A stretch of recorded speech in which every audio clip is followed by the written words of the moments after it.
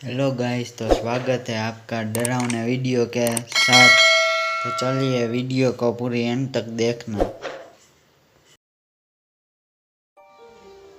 ये उन दिनों की बात है जब मैं कॉलेज का स्टूडेंट था। अपने कॉलेज की ओर से हम सभी कैंप के लिए एक जंगल में गए थे। हल्की ठंड थी। रात में हम सब ने पूरी रात कैंप फायर के साथ डांस करने, गाने आदि का प्रोग्राम तय किया। मुझे और सभी साथियों को कैंप फायर के लिए लकड़ियाँ इकट्ठी करने का भार सौंपा गया था।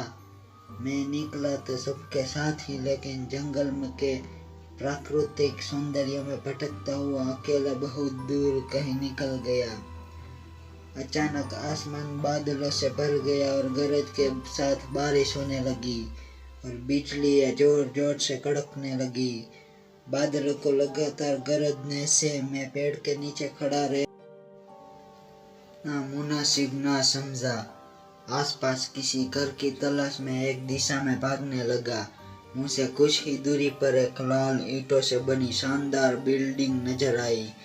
बिल्डिंग रोशनी से पूरी नहाई हुई थी और उसमें ढेर सारे लोग हैं। ऐसा दूर से ही लग रहा था।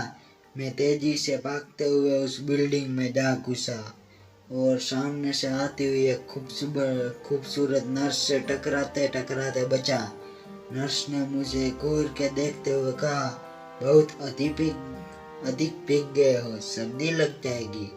उधर बाई और एक स्टोर रूम है, वहां जाकर जो भी मिले उससे कहना सिस्टर जूलिया ने दूसरे सूखे और साफ कपड़े मुझे देने को कहा है, वह तुम्हें कपड़े दे देगा। मैं हक्का बक्का मुंह फाड़े सिस्टर जूलिया को देखता रहा। मुझे एकदम से यह समझ नहीं आया कि मैं क्या करूं। मेरी स्थिति देखकर सिस्टर जूलिया खिलखिलाकर हंसने लगी। पहले तो तुम अपना मुंह बंद करो वरना मुंह में मच्छर घुस जाएंगे, और अब जाकर वैसा ही करो जैसा मैंने कहा है। मैं हल्के से हाँ में सर हिला कर सिस्टर के बताई दिशा में जाने को चला गया।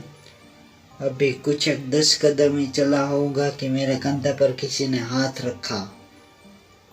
मैं चौंक कर पीछे मुड़ा तो अपने सामने आर्मी की वर्दी में एक युवक को खड़ा मुस्कुराता पाया। मेरे चेहरे पर आश्चर्य का बादल अपना घर बना चुका था, जिसे देखते ही उस युवक को हंसी आ गई।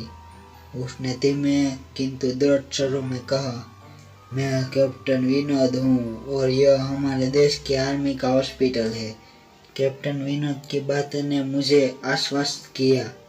मैं अब धीरे धीरे सामान्य हो गया और मैंने कैप्टन विनोद को सिस्टर जूलिया की कई बातें बताई। सुनकर कैप्टन विनोद के चेहरे पर रहस्यमय मुस्कान फैल गई और वे बोले, तो शिशी तब जूलिया से भी मिल चुके? जी, क्या मतलब है आपका? कुछ नहीं, चलो मैं तुम्हें सूखे कपड़े देता हूँ, चेंज कर लो, नहीं तो सच में सर्दी लग जाएगी। और मैं कैप्टन विनोद के पीछे पीछे एक बड़े से कमरे में पहुंच गया। कमरे के चारों ओर रंग के पर्दे लगे हुए थे। एक बड़ा सा बेड पड़ा हुआ था और उसके सामने एक सोफा था। बीच में एक टेबल था जिस पर 2 ग्लास, एक बड़ी बोतल ब्रांडी की और एक दो पत्रिकाएं पड़ी हुई थी। कमरे के एक कोने में एक बड़ी सी अलमारी थी जिसमें कैप्टन विनोद ने एक आसमानी रंग का कुर्ता पायजामा निकाल कर मुझे दिया और कमरे से लगे बाथरूम की ओर इशारा किया। मैं बाथरूम से कपड़े चेंज कर जैसे ही निकलने लगा, मेरी नज़र बाथरूम की एक दीवार पर पड़ी। वह खून के छींटों से भरी हुई थी।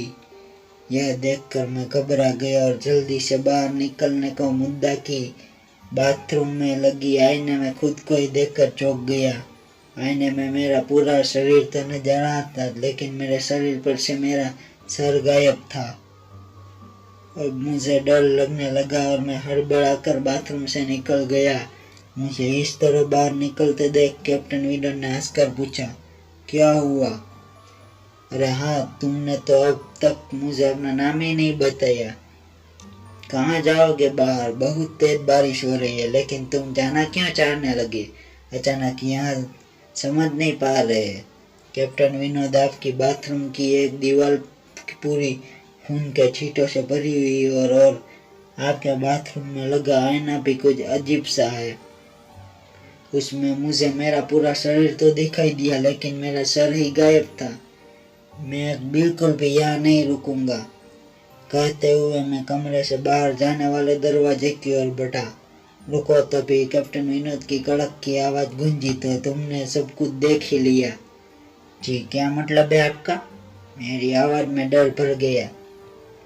मतलब चाहे जो हो, तुम तब तक यहाँ से नहीं जा सकते जब तक मैं तुम्हें कुछ बता न दूं। कि क्या बताना चाहते हैं आप? जो आज तक कोई नहीं जान सका। जो आज तक कोई नहीं जान सका, वह मैं जानकर क्या करूंगा? प्लीज अब मुझे जाने दो। मैं डर से रुआसा हो गया। नहीं, बिल्कुल भी नहीं, और तुम्हें मुझसे डरने की कोई भी जरूरत नहीं है। सैनिक सबकी रक्षा के लिए होते हैं, मैं भी तुम्हारी सुरक्षा ही कर रहा हूँ। कैप्टन विनोद के स्वर में कोमलता थी। आओ मेरे साथ इस सोफे पर बैठ जाओ। मैं तुम्हें अपनी शानदार स्थिति में खड़ा है। मेरी बात को अनसुना कर कैप्टन विनोद ने अपनी बात जारी रखी।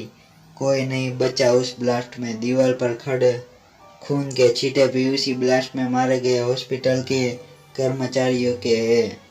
हाँ, पर यह हॉस्पिटल तो मुझे खंडर नहीं दिखता। जवाब में कैप्टन विनोद के चेहरे पर रहस्य भरी मुस्कान फैल गई और उनका चेहरा अजीब से भाव से भर गया। मैं उनके चेहरे को देखकर अंदर से दहल गया। फिर भी मैंने हिम्मत कर पूछा, आप उस ब्लास्ट में भाग कैसे गए? बच कैसे गए? सुनते ही कैप्टन विनोद ने ठहाका लगाकर हंस पड़े और मुझ पर एक भरपूर नजर डालते हुए कहा, यह कहानी आज से मात्र 10 वर्ष पहले की है और मैं तो आज से 50 वर्ष पहले मर चुका हूँ। इसके आगे उन्होंने क्या कहा मुझे कुछ नहीं मालूम। चेहरे पर गीलापन का एहसास जब काफी हुआ तो मैं जैसे नींद से जागा। मुझे घेरे हुए मेरे सभी सहपाठी और तुम नहीं आए तो हम सभी मिलकर तुमने ढूंढने लगे। काफी दूर जाने के बाद हमने एक जीप आती दिखाई दी जिसमें एक आर्मी मैन तुम्हें पीछे की सीट पर सुलाए हमारे कैंप को ढूंढते हुए आ रहे थे। उन्होंने हम सबको भी अपनी जीप पर बिठाया और कैंप तक छोड़ा। हमें उन्हें काफी रोकने की कोशिश की, लेकिन वे यह कहते हुए चले गए कि अभी नहीं रुक सकता, एक जरूरी काम है। जब हमने तुम्हारे बेहोश जानने और उन तक को तुम्हारे पहुंचने के बारे में पूछा तो बोले सोमेश ही बताएगा और जो भी बताए वह सब अक्षर सच होगा। सबकी उत्सुक निगाह अपनी ओर लगी देख मैंने धीमे से स्वर में पूछा, क्या उनका नाम कैप्टन विनोद था? सन ने हाँ कहा। मैंने सबको उधर चलने को कहा जिधर से सबने जीप आती देखी। पहले तो सर तैयार नहीं हुए, लेकिन मेरे बहुत कहने पर वे राजी हो गए। आशा है आपको वीडियो अच्छा लगा होगा। लाइक शेयर सब्सक्राइब जरूर करना। मिलते हैं जल्दी ऐसे डरावने वीडियो के साथ। बाय बाय, तब तक के लिए।